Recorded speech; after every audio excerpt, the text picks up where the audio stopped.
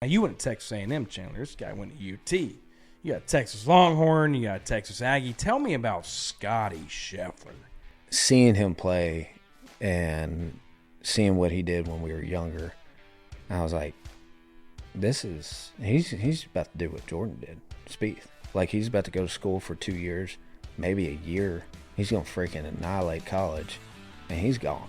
And he's going to freaking just blow up, you know. He was an All-American his freshman year, played well. But after that, I don't know if he was an All-American.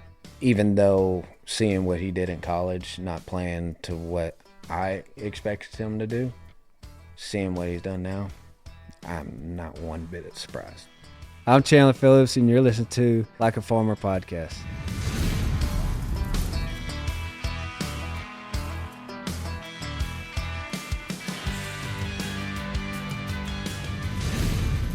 Everybody, welcome to another episode of Like a Farmer. Hey, every single Wednesday, why don't you go to youtube.com, type in Like a Farmer, see who's going to be on the show this week or wherever you listen to your audio podcast. Ponte Vedra. We are here at the Players Championship. Shout out Stellar, by the way. I got the hat on. Stellar has hosted myself, the team, the friends back home all week. We're going to have a fantastic week. So if you're at the Players Championship in Ponte Vedra, you got to have some golfers on the show today. Chandler Phillips joins the show. Chandler, the Texas A&M Aggie himself, the country boy himself. You think about, you go every Sunday, every Saturday, every Friday, every Thursday, you turn on, you watch a little PGA Tour golf. Do these guys even know how to shoot a gun? Do they know how to catch a fish? Do they know how to drive a pickup truck and wear cowboy boots? Let me tell you something. This guy does. He's sponsored by Bass Pro Shop, for God's sake. Chandler Phillips joins the show. We're going to talk about golf, little hunting, little fishing, little college football, of course. Maybe a couple things in between there. As always, tune in every single Wednesday. Chandler, finally, Yes, welcome sir. to the show, man. Yes, sir. Thank you. Thank you for having me. We talked a little bit before the cameras turned on. How cool is it being the guy? And there's a lot of them out there, don't get me wrong, but what I love about you is you're not afraid to show who you are. When you think about being on the tour now for 3 years, and just being that guy that's known that, hey, when golf season's not in, you're hunting, you're fishing, you're doing anything outdoors. You're from Texas. Yeah. You went to A&M. Well, most of the time when you get your tour card, you're going to Scottsdale, you're going to Florida, you're going somewhere else. You said, hell no, I'm staying here in Texas. Like, what does that mean to you to kind of be that guy that just loves being outdoors and loves small cities and loves rural America and loves just being the dude, like, hey, golf is great and that's what's paying my bills, but I love being outdoors? Yeah, I mean, I think it has a lot to do with where I grew up. Small town. And just, man, anytime I get inside a city, we play a lot of golf in cities and stuff like that. Every time I get there, I'm just like, traffic, so many people, and I just bought a house outside of College Station where I live, and I got 12 acres, dead end road, house is at the dead end, and there's one other house on the road. I'm so far away from everybody. I can do my own thing. Hell, if I want to go take a piss off the back porch, I can do it, and so yeah, I mean, it's just who I am and how I grew up, and I just love the outdoors, man. It's a good balance for me too. I don't want to play golf 24/7. I'd be miserable, and just being able to have that balance of go fishing, go hunting, have that off time to, just not even think about golf. 100%. So, When you think about your career being a sport that is most people's hobby, Right. especially after retirement, it's like you've got to go and find your kind of clear-minded event that you got to go do. And I think it's cool that it is, whether it's hunting, fishing, or just being outside in general. I mean, Yeah. there's not a ton of people that do that. Yeah, I mean, and that's the thing is, like, season goes through the week before. Season will end the week before Thanksgiving. And starts in The second week of January. Okay. Do Thanksgiving? with family, fiance's family, whatever, I'll leave Thanksgiving Day, and I won't come home till like the 23rd of December every year. I freaking load the truck up, load the boat, and I'm gone. And I'm going duck hunting. Hell yeah. I'm out. Like you want to know where I am? I'll share my location with my fiance and my mom, and don't call me. Yeah. I'm doing my own thing, man. I'm killing ducks. Yeah. Ducks Unlimited just became a partner of the show. Really? Yeah, I mean, Ducks Unlimited, and we talk about this a lot, is what we do. It's a lifestyle, right? Everybody wants to, and it can stretch as far as you want it to stretch when I say lifestyle. From, man, I want to wear boots. I want to drive a pickup truck. I want to listen to country music. I want to be able to shoot a gun. I want to be able to catch a fish. Like, it's a lifestyle of just, I almost call it the rural America wave that came over the country. Right. We don't get political on the show, of course, Yeah. Chandler, Yeah. Certain things have happened, and everybody wanted to be more American again, and it was just like, it's a lifestyle that people now are like, man, I'm in it. Country music. You and I have been now to plenty of country concerts together, and it's people that weren't even in country music that are like, that's the genre that everybody's listening to now.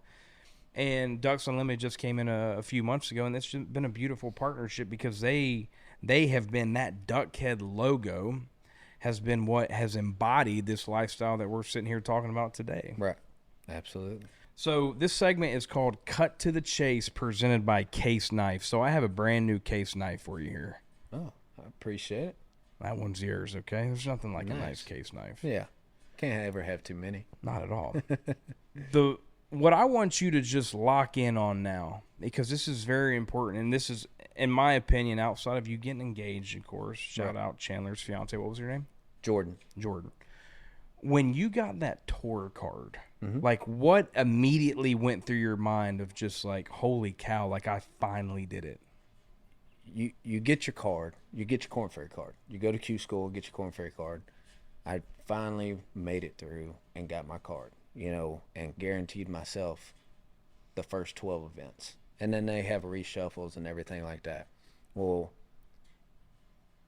in my mind, I'm thinking, okay, don't do too much. Oh, hold on. So don't educate me here. So those first 12 events, and when you say a reshuffle, it's like... I guaranteed myself from Q School the first 12 events of the season on the Corn Ferry. On the Corn Ferry, okay. But the Corn Ferry, they do it differently than the PGA Tour. Every 4 events on the Corn Ferry, they will reshuffle. So, like, if a guy only had the first 4 starts and he doesn't make a cut, he's out. He shuffled it out. And then there's guys that are getting shuffled in. And so in my mind, I was thinking, you got the first 12 events, just, start off solid, try not to do too much.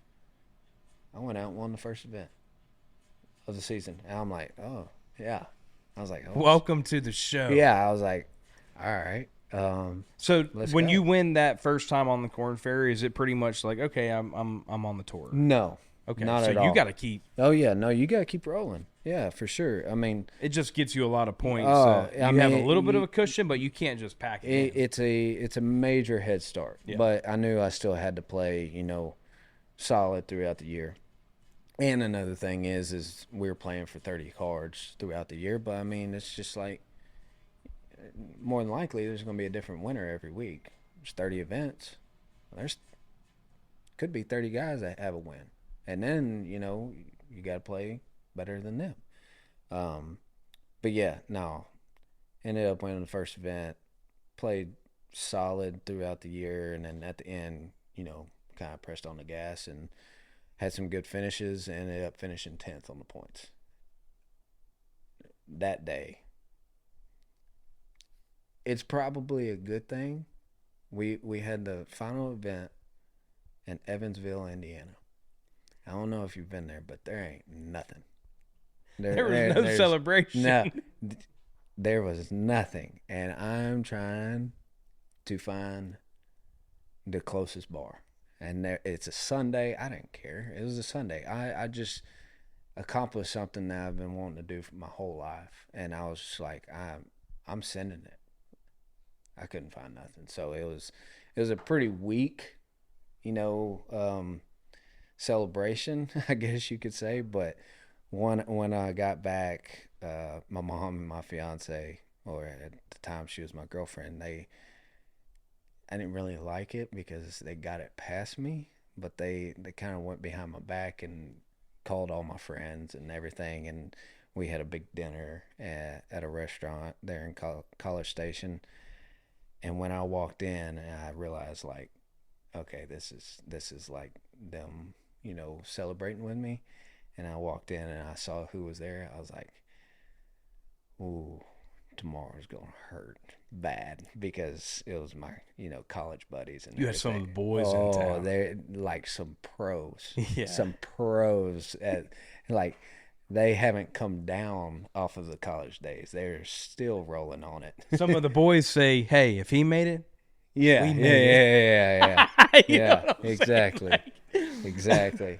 and we were talking a little bit offline with Dave. It's like it's one of those things where it's so hard to get there. Yeah. Yeah. But it might even be harder to stay there too. Now, it was always, everybody always said before, I got to the PGA Tour, hell, even before I got on the Corn Ferry, hardest thing was to get to the PGA Tour. And to keep your card was easier. It's not easy, but easier than the process of getting to the PGA Tour. But now they've gone from 125 keep their card to 100, and then you got the elevated events that there's probably 60 to 65 guys that play all of those that are, then there's no cut. So, there's 60 to 65 guys that are pretty much guaranteed not to lose their card. So then you got, I don't know how many other people were playing throughout the year, but let's just say you got another 100 to 120 that are, playing for pretty much 30 cards, to keep your card. So, yeah, I mean, you better, nowadays on the PGA Tour, you better not close your eyes, or you will wake up and be behind the 8 ball.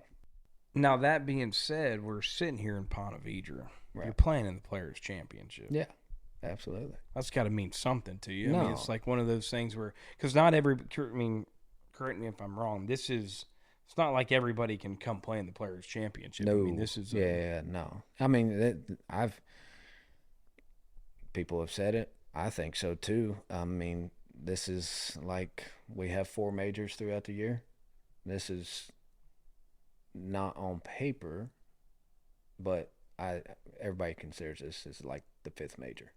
I mean, we were out there today and everybody's in it. Yeah. Let me tell you something. Nobody's taking this week off. No chance. No. I'll tell you somebody that I saw walking around today strutting, and he might be the guy, and he's a Texas guy. Now, you went to Texas A&M, Chandler. This guy went to UT. You got Texas Longhorn. You got Texas Aggie. Tell me about Scottie Scheffler and what that guy's been able to do. You've known him for a long time. Yeah. Yeah, I've known. Since what, 12, 13 years old? Something like that. Like, how has it been to see that guy be on that rocket ship that he's been on? Yeah, I mean, the thing is like, from what I remember, and growing up playing against him, same age, I mean, he may be a year older than me or something like that, but seeing him play and seeing what he did when we were younger, I was like, he's about to do what Jordan did, Spieth. Like, he's about to go to school for 2 years, maybe a year. He's going to freaking annihilate college, and he's gone. And he's going to freaking just blow up, And I think Scottie would say this too, but I don't think Scottie played to what everybody was expecting in college. Like, he was an All-American his freshman year, played well, but after that, I don't know if he was an All-American again. for 4 years, and he stayed. He stayed for 4 years. 4 years, yeah. And then obviously, then after he got out of college, maybe college just wasn't for him. I've seen it. I've seen it in this game. Like, you get these guys that are really good as juniors before college, and then they go to college and they just, something's not right, and then you have other guys that you don't really think are like, yeah, he'll probably be like a 4 or 5 man on the team, and then he goes to college and bam, clicks, number 1 guy on the team, All-American, graduates college, gets all these sponsors, and then freaking sky's the limit. you know. But yeah, no, Scottie, even though seeing what he did in college, not playing to what I expected him to do, seeing what he's done now, I'm not one bit surprised. He's been that good his whole life. He had a 3-year stretch that I don't think was up to his standards. And that was in college. That was in college, yeah. Because he went on the Corn Fair and he won. Oh, he was Player of the Year on Corn Fair. And then I think he was out there for 1 year. Yeah. When you think about it these days, when it comes to LIV and the PGA, like did you ever have an opportunity to go to LIV, or like what are your thoughts when it comes to this whole ordeal of what's going on in golf? I never had. They've never contacted me. But the thing is how can you get mad at them for the guys that went? I mean, yeah, there's some that, went that have made $100 million, throughout their career, between on course and off course with sponsors and everything. It's like, what's another? I mean, it sounds bad, but like, what's another 50 to 75 million for you? True. Like, really? I mean, so it's like those guys, it's kind of like, more power to you, And another thing is, I wasn't on the PGA Tour when this happened.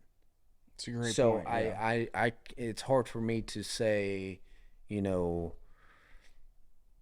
oh, that was bullshit, or something like that. But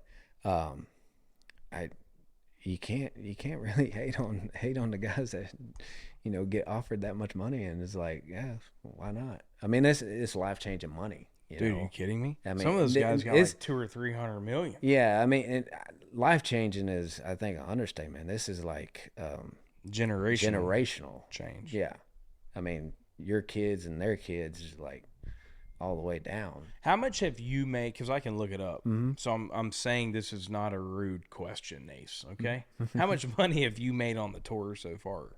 So 3 far, years. 3 years, I think it's like 3.7, something like that. Yeah, Well, it's not bad. Have you bought anything cool with the money that you've made? Oh man, I mean, this guy's made $4 million on tour. You talk about he rolled up in a damn rental car. You know what I'm saying? Like, my truck's at home. But like, when you got that first big paycheck, like, did you buy something? Not the first one.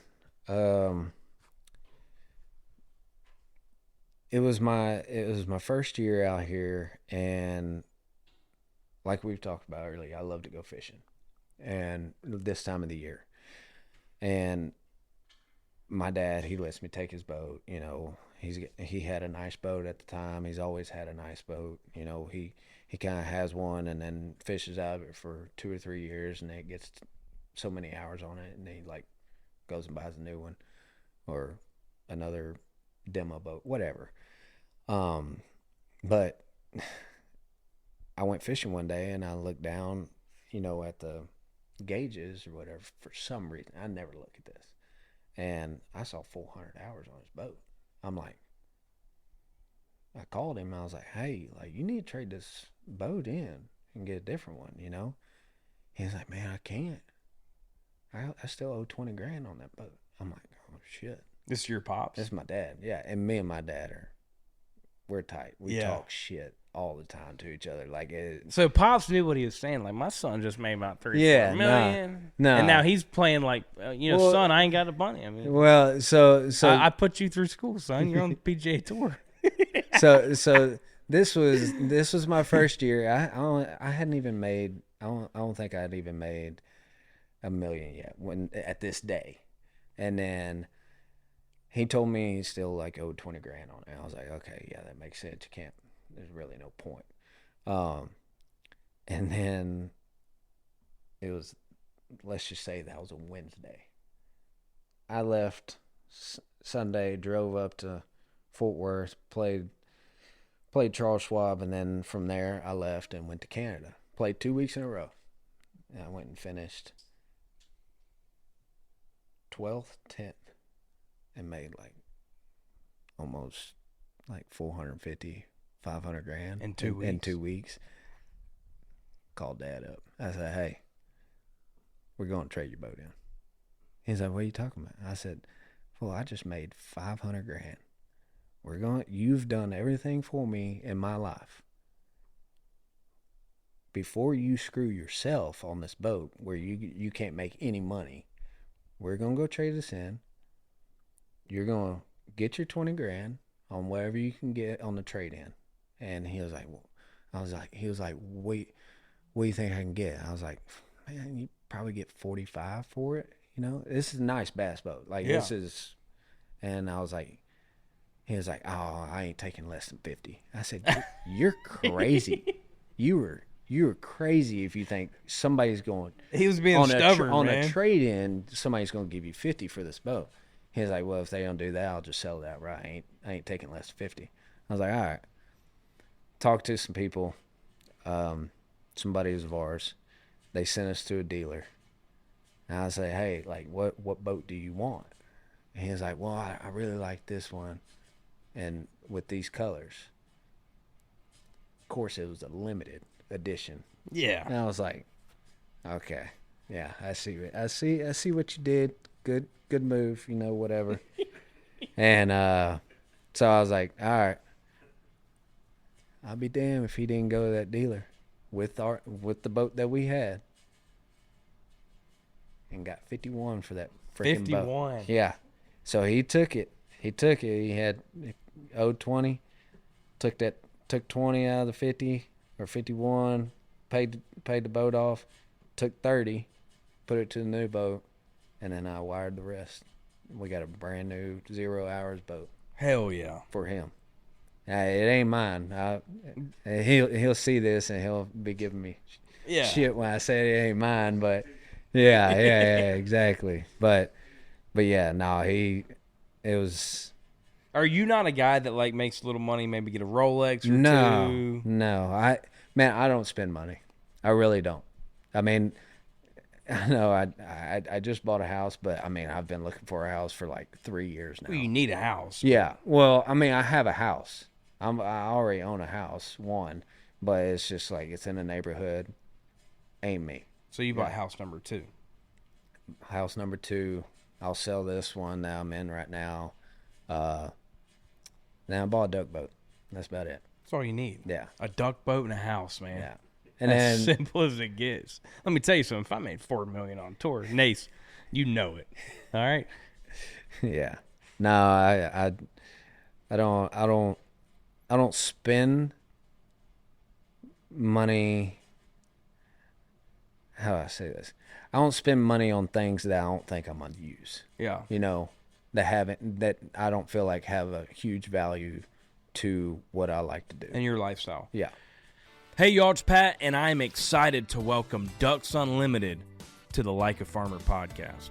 Your hunt starts with healthy wetlands and associated habitats. From the Alaskan wilderness to the Atlantic flyway, across America's Great Plains and down the Mississippi Delta, Ducks Unlimited has been protecting and restoring habitats for nearly 90 years. But their work is far from over. They need our help to reach the next 1 million acre milestone and ensure waterfowl for generations to come. DU volunteers and supporters have led the charge to fill the skies with waterfowl today, tomorrow, and forever. Why don't you come join the team that's making a real difference? Ducks Unlimited is powered by people like you. With your help, they can continue to raise funds that drive wetlands conservation across the whole continent. Whether you are out selling tickets, securing donations, or finding that next sponsor, they have a role for everyone. If you want to join today, visit www.ducks.org/volunteer. Ducks Unlimited, conservation for a continent. We talked about LIV. There's obviously money going all around PGA LIV. It don't matter where you're going. It's a business, as you know. YouTube golf, Chandler. I mean, that is just through the roof. In your mind, and I think probably our generation right now is 50-50 on YouTube golf. Like, linear television's still somewhat in the mix. Right. We do believe distribution's probably leading to YouTube. Like, do you believe these Bob Does Sports, who does a great job? Like, we had the Internet Invitational that Bob and Barstool did. Like, is that kind of the future that you're seeing, or what are your thoughts on YouTube golf? I don't know. I don't know enough about it. I can tell you one thing. I mean, seeing what they're doing, and obviously they're making a lot of money. I've thought about it. I've thought about making my own YouTube channel with golf, fishing, and hunting. I've thought about it, but it's just We got a home for it now, yeah. Chandler. I mean, I think the problem that I would run into is just how much time I wouldn't have for it. Because I mean, you know how it is. I mean, you see those guys that are doing YouTube golf. They're posting things once a week, twice a week, and then, I mean, if you're doing that, that means that they're playing matches and doing these videos 3-4 times a week, so No, I don't have time for that, and You're spot on. yeah, just because, I mean, like I was saying earlier, like my first year on tour, I played 29 events. That's 29 weeks out of the year. Last year I played 31. And this year, unless I win, I'm probably going to play another 31, 32, somewhere around there. And you get it. You're smart. Me and you talk a lot, and it's like, and you see what I'm doing. Obviously, we see what you're doing. It's like, I was gone 265 nights last year, and it's like, it's a grind to do any type of what we're calling modern day entertainment, and it's like, that would be adding a second job. Now, we talked a little bit about it. LIV, a friend of the show, Bryson DeChambeau. Bryson what did he get? That dude got like $2 billion for those guys over there from LIV. Yeah. I don't know. $2 billion, but still, like, he's doing YouTube golf too, and how he does it's just mind blowing, the amount of time, because it's hard work. It's content every single day. And then, by the way, you're going to shout out Anthony Kim. By the way, that comeback story was unbelievable. Unreal. But dude, I can't even pronounce the city that he won at. Yeah. I didn't even know where to. You had to go into the black web to just watch him win, because there's no major distribution in LIV. But the thing though, with Bryson, which I don't know Bryson at all, but I'm just saying, a point on him doing his YouTube stuff. He's technically got more time than I do. I totally agree. Exactly. Because LIV only plays like 13, 14 events, I think, throughout the year. So he's playing half of the time that I'm playing. Quarter of the time. Yeah. So, I mean, it's like, if I had that, oh, yeah, I would definitely start at YouTube. And, I'd freaking go around, play golf, fish, and hunt all year round.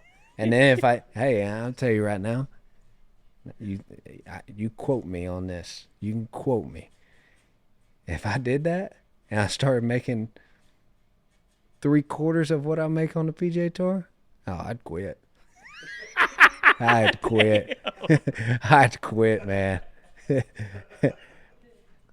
Have you had like a mentor that has been helping you out since you got your card? Like, do you lock in on you? I saw you playing with Sam today, which is awesome. Y'all got a beautiful friendship. But is there anybody that you're like calling or that reaches out, like, hey, you're doing a great job, or? No, not really. I mean, there's guys out there that, you know, if I play well, they for sure, you know, the next week come up and, hey, man, that awesome, great playing, you know, whatever, good week. So that's cool, like that they keep an eye on it too. And but mentor, you know, somebody that I go to for advice or anything like that, it's I would say it's probably more people that are my age, you know, my buddies, Sam, hell, the two guys that are freaking leading the points this year. Who? Chris Gotterup and Jacob Bridgman. Gotterup is just a I dog, stay with dude. them. I stay with them every week. Almost. Airbnb. Oh, so like, Oh, yeah. that's the thing. When y'all are traveling around, y'all just, a group of y'all get an Airbnb Oh, and yeah. just hang out? Yeah. Like me, Chris, and Jacob all got our card at the same time. Yeah. And I'm out here just slapping it around, and they're making $4 million in a week. Jacob made $4 million in a week in California, which he might see half of it because the taxes out there. But Hold on, educate me. Educate time. mm-hmm. This is very important, Ace, because I don't know. I think NFL, Break, you might know NBA. The game checks, depending on where you're playing that week, is via that city. It's the Okay, Yep. so that's the same it's with the PGA. Same thing. Gotcha. Wow. Same thing. So Okay. always want to play good, but the worst places to play good at, California and Canada. Oh, Canada. Oh my, Canada is bad with taxes. Have Hell, you by ever the- won in Canada in any of the tours? I haven't won, but I mean, I finished. What did I finish? 10th at the Canadian Open, my first year on tour. And what'd they take from you? Well, I mean, I think the check was, or the wire was for 220, and yeah, I think it was like 33% or something like that. Jeez. Yeah, it's stupid. 33%. Or something like that. I don't Yeah. know. I mean, my money people took care of They it, took but care of I it, mean, yeah. I'm glad I don't actually know like the exact. But yeah, I'm with you. best places to play good, Florida, or Texas. where I won my Corn Ferry event, 0 tax, Bahamas, Bahamas. 0 tax. Same thing with last year when I finished second. Oh, now help me out. Your Bermuda. which is your best finish on the PGA Yeah. Tour, was in second place in the Bahamas. No, Bermuda. Bermuda, excuse Yeah. me. Same thing. Same yeah, thing, right? Looks the same. Yeah. Small islands. It's islandy. yeah. This dude, get this guy on an island. He's gonna. I might have to hit that, Nace. Next time he's playing on an island, we'll get on the book and hit it. Hey, we play a game on this show, okay? Okay. This game's called Give 'em the Boot, Okay. presented by TECOVAS. We have a brand new pair of boots for you. Brand new. Now, Chandler, to play this game, I've got 4 questions in this boot. I actually have this same pair of boots. This is my favorite pair of boots by TECOVAS. Look at these things right here. Let me just get them out. Kabam. Let's go. So, I don't. I know you're gonna give me shit for this, but I actually don't own a pair of boots.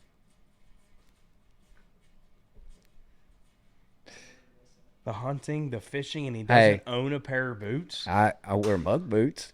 So these are your first pair of cowboy boots. Yeah, I guess technically. Yeah. Hey, there we go. There you go. Now, 4 questions in the boot. Okay. You can give one of them the boot. Okay. Nobody, and meaning like you give one of the boot, you don't have to answer it, you have to answer the rest of them. Nobody's ever done it. I think John Daly did it one time because he had to. I think for everybody's sake, he had to give that one the boot. But for the most part, you would answer the question. Give him the boot, question number 1, presented by TECOVAS. Read it out loud, too. Who is on your Mount Rushmore of golfers? I mean, you got obviously Tiger, Jack, Nicholas. I'm gonna go Scottie. Wow. I mean, I don't know how you could leave him out on Mount Rushmore. I mean, I'm with you. You got one more. So you got Tiger, Jack, Scottie. I'm gonna say Ricky Fowler. And I mean, And because keep I in think mind, maybe I didn't do a good job. They don't have to be alive. Yeah, no. Okay, so you're still going Ricky. Yeah, I mean, because I think Ricky, he had that run of, I mean, I think that guy's made like over 50 million on the golf course, and he's only won, I think, 6 times, which is, that's a top 10 machine, you know. And another thing is I think Ricky has grown this game as It was good. 64. So yeah.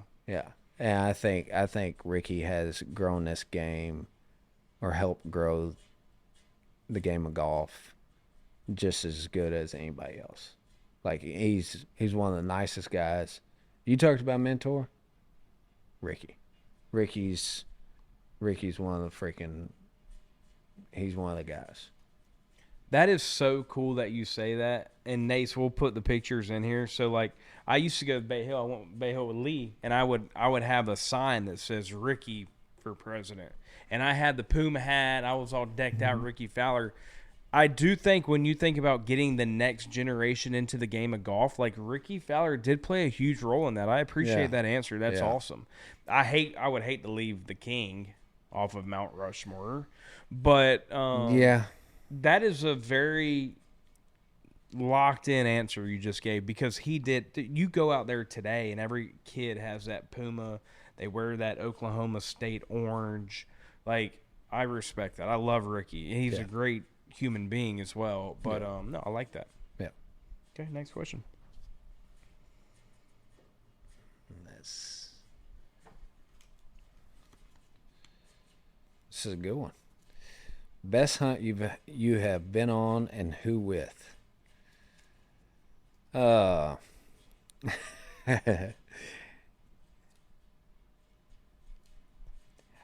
think I could tell this story.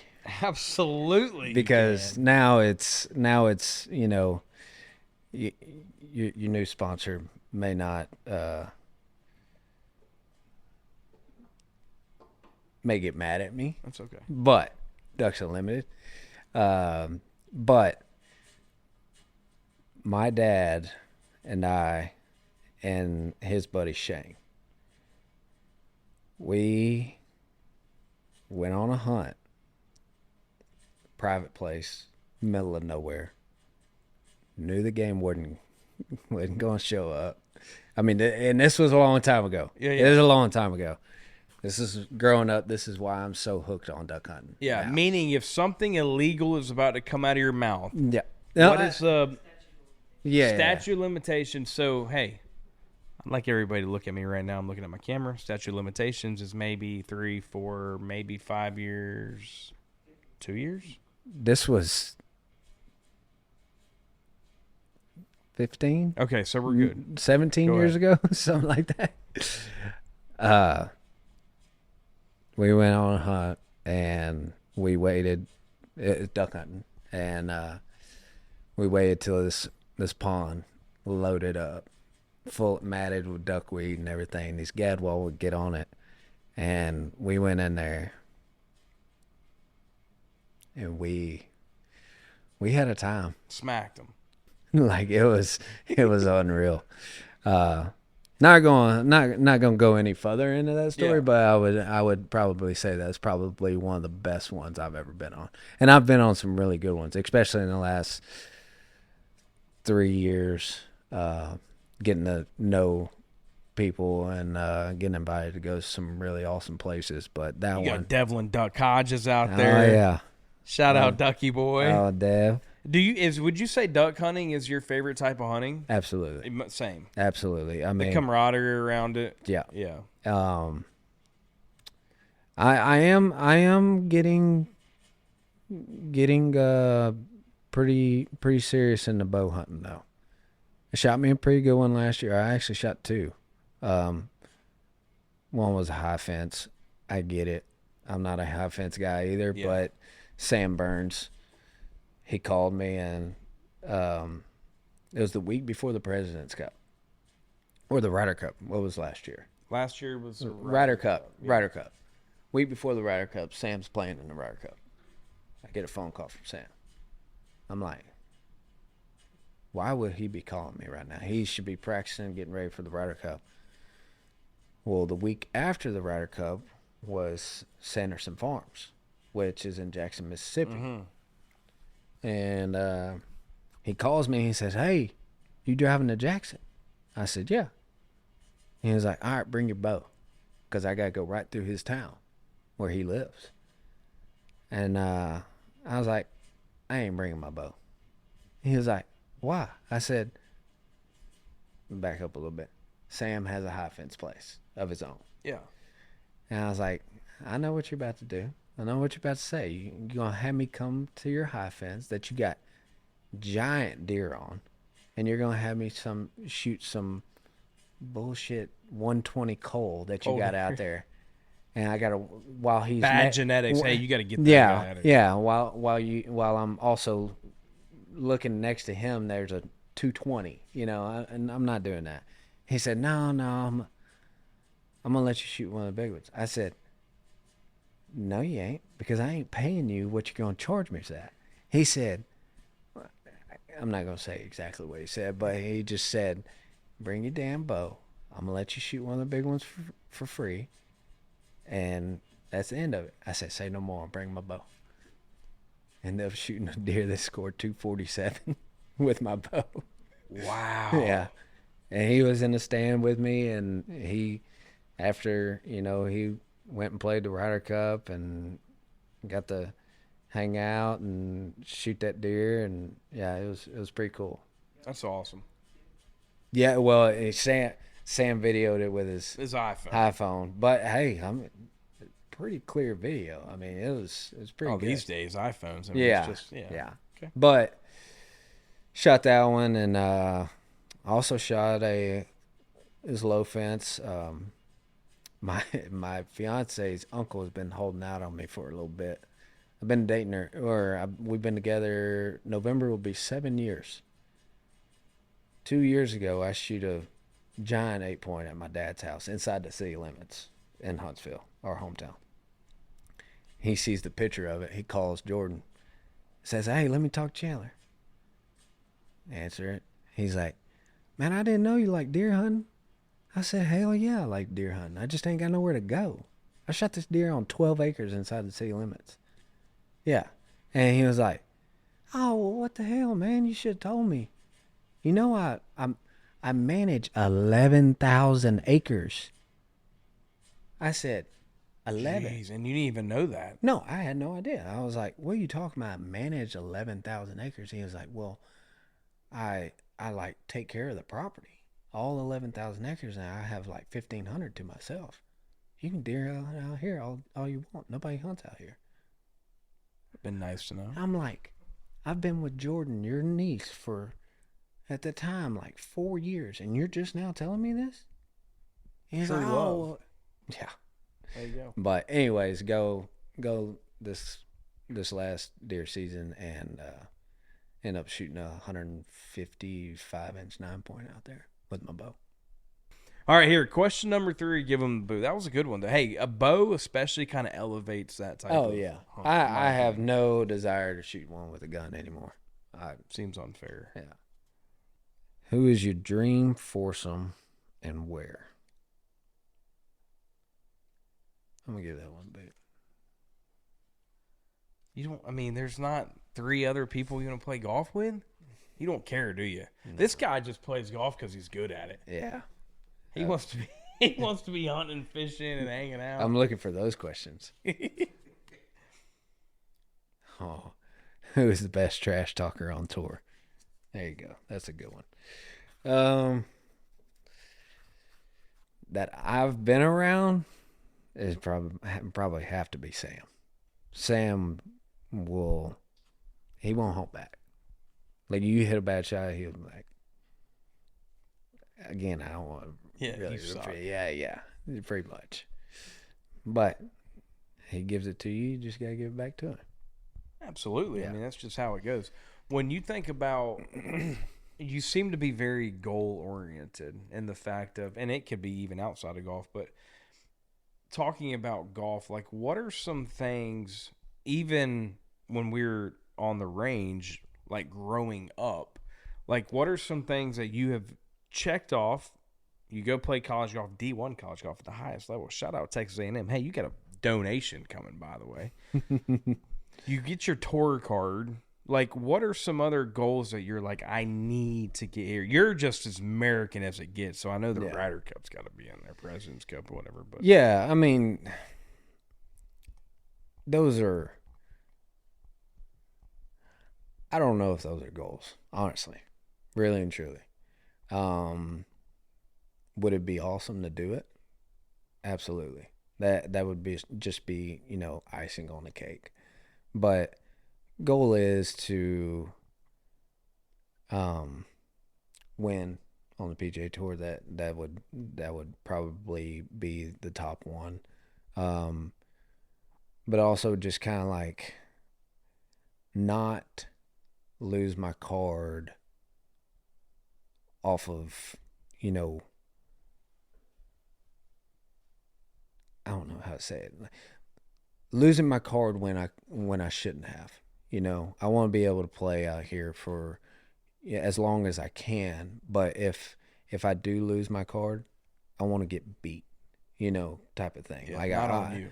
Yeah, I don't want it to be like, I didn't practice enough, or I didn't care enough, or I just checked out or anything like that. I want to, I'm out here to compete and try to win. And I mean, honestly, the day that don't really have that attitude, I probably shouldn't be playing golf anyways. Hang it up. Yeah. What would you be doing if you weren't playing golf? Something in the hunting and fishing industry, honestly. I mean, I've said it before. If I can make half the money that I make on the PGA Tour in any hunting industry, I'd probably quit. Damn, dude. Yeah. And it's just like, and I know it sounds like I'm not having a good time out here or anything like that, but it's just like the stress that comes with it, and the just,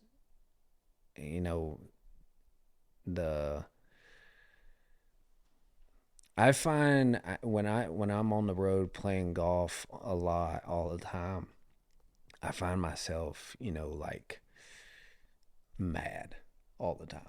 Like, I'm never really like that happy. I mean, yeah, if I go play good, yeah.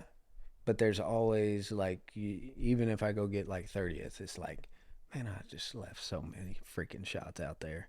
And it's just like, you think about it all, and I try not to, but it's just, as a golfer, it just happens, and I just try not to think about it, but it always there's like, God, dumb bogey. God, I missed that 3-footer for birdie, or, something like that. And it's just like, and then you start thinking about it, and then it just starts adding up, and then the points start adding up, and then the money starts adding up, and it's just like, what the hell, dude? And it just pisses me off. Are you locked when you're not playing professional right now on tour, like on the weekends with the boys?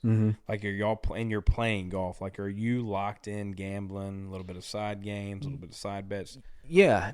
I mean, for sure. But it's funny. I've noticed. I noticed this pretty early. I can go play a money game at home, and we could be playing for dumb money. Do y'all play like big money games? There's a group of guys that I'll go play money games with, and I know this could. I mean, it's going to get out of hand. Like, I know it is. I lost $7,800 one day, and that was the lowest amount of money lost on the team. 3-man team. Who on tour right now is like a big gamer when it comes to like the money games and all that? I don't know. I mean, today me and Sam played $100 birdies. So, like, especially on Monday, Tuesday, Wednesday of tournament weeks, like, you've got action going on. Yeah, just to, it's almost kind of like to get your, to keep each other, concentrating, because it's real easy for, Monday, Tuesday, Wednesday, you playing a practice round. It's real easy to get out there and just go through the motions and not really get what you need to get done, So I think that just kind of like keeps you locked in a little bit. But yeah, no, I mean, but it's funny when you ask while I'm home and, playing some money games or something like that. I do, but I've tried so hard to lock in like I do out here on Thursday, Friday, Saturday, Sunday at home while I play a money game. I can't do it. I don't know what happens on every Thursday, Friday, Saturday, Sunday. There's something, just somebody flips a switch because I don't do it, and it's on me. And you like lock in. Oh, I'll get quiet. Like, I don't talk that much. Like, I'm not trying to. I don't know what it is. It's so weird. And it's like, I don't know, my mind just knows, like, this is, all right. It's time to go. Nobody mess with me. This is tournament day. When you're playing golf, not at that type of tournament level, are you like a boozer? You like boozing? No, me and alcohol and golf don't mix. Don't? Oh, no. Wow. Yeah, I can't. I can't play golf. Drinking, drunk, whatever you want. There's some guys that just. Oh yeah, absolutely. It's in their names, man. Absolutely. Have you met John Daly at all before? I haven't. So John, I would love to. Oh, dude, the stories that I could tell. John and John Daly Jr. played TPC Tampa Bay. Yeah. And when we're sitting here in TPC Sawgrass, let me tell you something. TPC Tampa Bay, complete opposite. Now, great people over there. But the funny thing is, and I'm not going to get into the Daly senior side of the story, but he threw me under the bus. He's a great dude. I love him. But you saw John Daly Jr. last week. Yeah. At Bay Hill, there was obviously the Puerto Rico Open. Yeah. And John Daly Jr. got the sponsor exemption. Did you see any of his stuff going on? Like his press conference after? No, I didn't. So I think he shot 67. He's in contention, right? And remember who he's a son of. So the reporter's like, hey, you shot 67. Like, you're in the mix. Like, I'm sure you're ready to, like, go lock in, and you might be able to make the cut and even win this thing. Daly Jr. said, I'm in Puerto Rico. I'm going to the beach. Just gets off. I mean, just the most epic. I'm in Puerto Rico. I'm going to the beach. What are y'all talking about? I went and played golf. You want me to go hit some range balls? Yeah. I'm in Puerto Rico. We're going to the beach. Like, that type of stuff to me is just iconic. That's like, just be yourself, man. Yeah. And you do a great job at that. Right. What have been some places, we talked a little bit about the Waste Management Open, number one for me, but what have been some places that you've played at that have been like your favorite stops on the tour? Ooh. Gotta go Waste Management. Have to. This week, players. What's some more? I love Fort Worth. Fort Worth's one of my favorite events. Man, where else? I like Tampa. I like Valspar, Valspar. yeah, absolutely. Yeah. I mean, my first year out here was my best finish. I finished third there Copper, you finished third at at Valspar. Valspar. Yeah.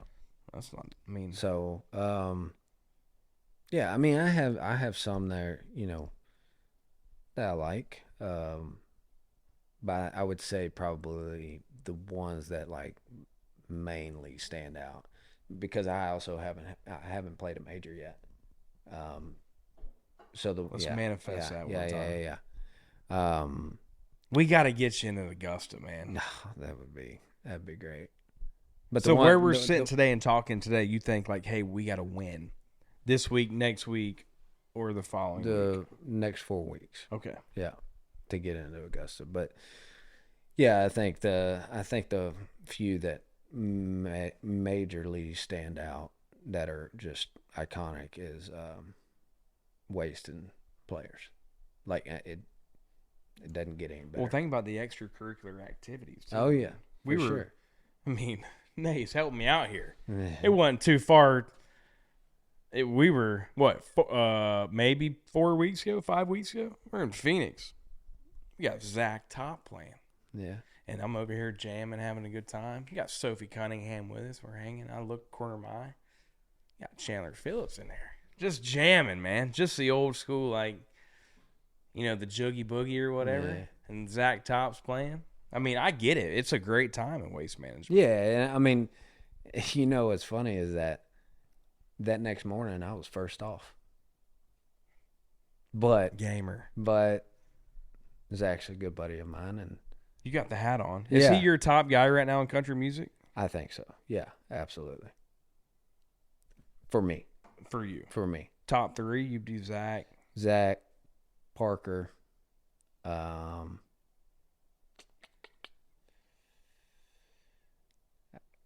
I don't know. I don't really listen to anybody else. Just I kind of just. I mean, I'll put it on them, and then, you know, just kind of like hit shuffle and just, you know, see what happens. Yeah, whatever comes on. I'm with you. But yeah, I mean, Zach comes hunting with me in Devlin during hunting season, so I mean that's a great time. Become like really good friends with him. He's so cool, dude. Dude, he's like, he makes smoking a cigarette like cool. Like, he looks cool when he smokes a cigarette too, man, which I think is the coolest thing. Yeah, I mean that's the thing is, like, I think that's first of all, I think he's so talented. So talented. And then being that talented, blowing up as big as he is now, and can still be a regular guy, come here and just, you know, hang out. Yuck it up, yeah. I mean, I don't think it gets any better than that, you know? And I've had the same kind of situation with Parker. Me and Parker grew up 20 minutes from each other. I played golf with, hadn't in a while, but I used to play golf with his dad and his uncle and, like, all the guys in Conroe for, like, a lot. And then I finally got to meet Parker, and, you know, we talk, you know, a little bit here and there. He's awesome. Yeah, he's awesome. Friend of the show.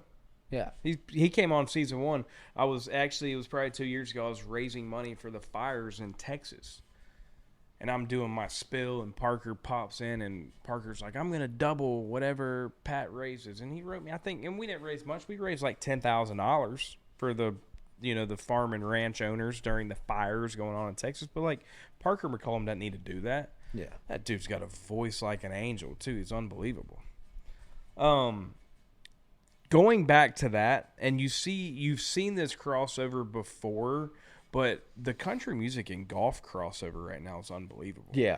Yeah, I mean every country musician wants to be a golfer. Every golfer wants to be a country musician. Like, it's just one of those things. Yeah, I mean, Zach's pretty good. He's got a little bit of game. Yeah, he came into town. Man, I don't know how this happened, but he calls me, and he's like, "Hey, you gonna be in town, you know, this day?" I'm like, "You talking about in College Station?" And he was like, "Yeah, I'm coming into town. I got a wedding I'm going to." I'm like, I was going to a wedding also. I'm like, what are you talking? Whose wedding? He said, oh, Coleman's. I said, dude, I'm going to that damn wedding. Like, I had no idea that we knew the same people. I mean, he's from freaking Washington. He's from Washington, yeah. Lives in Washington, or from Washington, lives in Nashville. Had no idea. Anyways, long story short, he comes in town. We go dove hunting. We go play golf. And then we go to the wedding. Just partying. Yeah, having a grand old time. And, yeah, and then like 2 weeks later, he was playing a concert in College Station. Huge, like, music festival. He was like the headline. And he came in early for that. We went and played golf. Just hung out. Yeah, just boys. Dude, he's one of the guys. And that's why I love him. You know, his music and as a person, it's just like he's never like a guy that's, because I mean he's huge. He's huge now, and he has none of that like, oh, I'm better big. Than you. Yeah. I'm big, you know, type of anything in him. Yeah, I'm with you. Before I let you go, you follow college football? A little bit. Texas A&M. Trash. You think? Yeah. I was gonna say he's got those boys rolling a little bit. No. Can you give me any take that's going to happen this year in college football for your Aggies? No, I can't give you any take, but I just think we got to – I think we were very overrated last year. I would agree with that. I mean, that is – I mean, everybody's talking about, like, what our record is and, 10-1 or, whatever at whatever time. And I just kind of want to look at the people and just be like, who did we play? That's a great point. I mean, we didn't play Georgia or Alabama or, any of the big name guys, I mean, and then we lose to the biggest rival of all. We lose to Texas. True. Got to beat the Longhorns. You got to. I'm with you. If you're who you say y'all are, national championship, this and that, bullshit. And I should have freaking bet all the money in my bank account that we wouldn't even make the freaking playoffs. Don't ever change, okay? Me? Yes. Like this whole now hour and 20 minutes, like listen, Pat, I play golf because I'm good at it, man. If you gave me this, you gave me that, I'd be out of there. Like, and then Texas A&M, Pat, what are we talking about? I might have went there, but I'm a realist. We stink. Yeah. No, I love A&M. I had a great is an understatement. I had the time of my life. College Station, shout out that whole. Yeah. I mean, they're some of the nicest fans in the country too. I mean, they welcome you into that town, which I think is awesome. But yeah, look, it's one of those things. You have done such a great thing in life, not only for yourself personally, but even for that university. There's not a ton of guys that have played on tour at any type of level that have gone to that school. So I think that's cool. You've put them on the map when it comes to golf. Yeah. And just as an individual, man, you're a great person. I appreciate you're it. who you are. Like, you're going to get what you get when you talk to Chandler Phillips. Like, you're not going to BS you. And I appreciate you coming on the show today. Yeah, absolutely, man. I appreciate you having me. As always, I appreciate every single one of y'all tuning in every single Wednesday. Go on YouTube.com, type in Like a Farmer, check out who's on the show this week or wherever you listen to your audio podcast. Hey, as always, like, comment, subscribe, share, do whatever you have to do to be like a farmer.